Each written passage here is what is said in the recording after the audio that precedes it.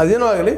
ಈಗ ಆಡಳಿತ ನೋಡಿ ಪಕ್ಷದವ್ರು ಹೇಳ್ತಾ ಇದ್ದಾರಲ್ಲ, ಈಗ ಇನ್ನೊಮ್ಮೆ ನೀವು ಸರ್ವೆ ಮಾಡ್ತಿದ್ರೆ ಮಾಡಿರಿ, ಆದರೆ ಈಗ ಆಧಾರಗಳು ಇದ್ದಾವೆ, ತೊಗೊಂಡು ಹೋಗ್ರಿ, ನೋಡಿರಿ ಯಾರ್ಯಾರು ಸೇರಿಲ್ಲ ಅವ್ರನ್ನ ಸೇರಿಸ್ರಿ. ಇವರು ಅಷ್ಟೇ ಸ್ಪಷ್ಟವಾಗಿ ಹೇಳ್ತಾ ಇದ್ದಾರೆ. ಸರ್ವೆ ಮಾಡಬಾರ್ದು ಇವರು, ಕಾಂಗ್ರೆಸ್ಗಳು ಏನು ಹೇಳ್ತಾ ಇಲ್ಲ.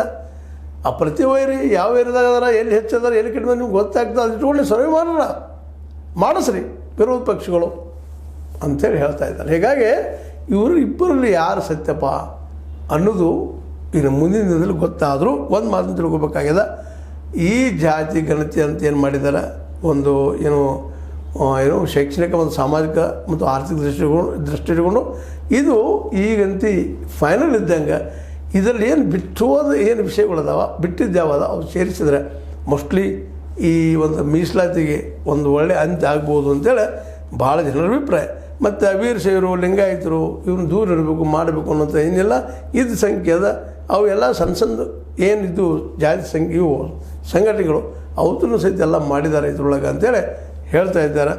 ಇದು ಜಾತಿಯನ್ನು ಹೊಡೆಯುವಂಥದ್ದು ಮಾಡುವಂಥದ್ದು ಅನ್ನೋ ಮಾತು ಮಾತಾಡ್ತಾ ಇದ್ದಾರೆ. ಮಾತಾಡಲಿ, ಯಾಕಂದರೆ ಅವ್ರವ್ರಿಗೆ ಹಿತಾಸಕ್ತಿ ಮುಖ್ಯ ಇರ್ತದೆ.